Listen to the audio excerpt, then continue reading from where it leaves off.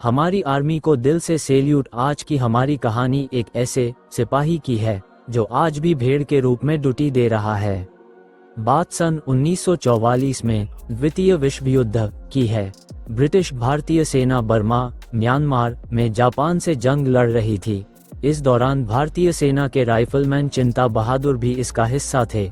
Gorkha rifles के जवान चिंता बहादुर अपनी यूनिट के साथ अंग्रेजों की तरफ से लड़ रहे थे। वो अपने नाम की तरह ही बहादुर भी थे, लेकिन इस मिलिट्री ऑपरेशन के दौरान वो लापता हो गए थे। यूनिट कई दिन तक लगातार उन्हें ढूंढती रही, मगर चिंता बहादुर का कहीं कोई अता पता नहीं था। इसके बाद गोरखा यूनिट ने अपने साथी को हमेशा हमेशा के लिए खोया हुआ मान लिया, लेकिन इस बीच एक चमत्कार हुआ। दरअसल चिंता बहादुर के गायब होने के कुछ दिन बाद गोरखा यूनिट में एक भेड़ आई। यूनिट जहां जहां जाती, ये भेड़ भी उनके पीछे पीछे वहीं पहुंच जाती थी। इस दौरान चिंता बहादुर के साथियों ने इस भेड़ को अपना खोया हुआ साथी मान लिया।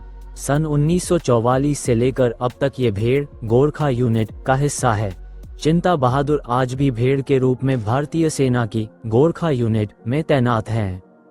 दरअसल भारतीय सेना के राइफलमैन चिंता बहादुर की यूनिट इस भेड़ को चिंता बहादुर का अवतार मानती है।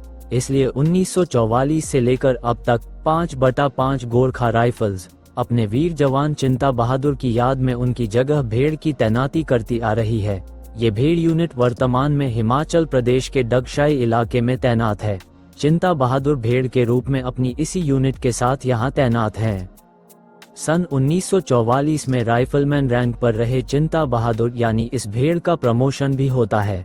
इस समय वो कैप्टन रैंक हासिल कर चुकी है। यूनिट के अन्य सैनिकों की तरह ही ये भेड़ भी सुबह की फिजिकल ट्रेनिंग में शामिल होती है और औपचारिक सेरेमनी का हिस्सा भी बनती है।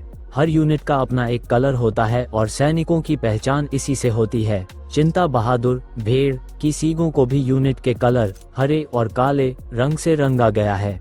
चिंता बहादुर की यूनिट अपने इस साथी का पूरा ख्याल रखती है। आज यूनिट उन्हें अपना लकी मस्कैट मानती है। इंडियन आर्मी की इस यूनिट के एक अधिकारी के मुताबिक आमतौर पर भेड़ों की लाइफ 8 से 10 साल की होती है। इसी हिसाब से चिंता बहादुर भेड़ राइफलमैन से अधिकतम हवलदार के रैंक तक प्रमोशन पाता है। एक भेड़ का जीवन पूरा होने पर यूनिट दूसरा नर भेड़ ले आती है और उसे चिंता बहादुर नाम दे दिया जाता है। पिछले 70 सालों से ये सिलसिला यूं ही जारी है। भेड़ को 23 जून 2022 को 5/5 गोरखा राइफल्स के बैटल ऑनर डे के मौके पर लांस नायक से नायक रैंक में प्रमोशन मिला था।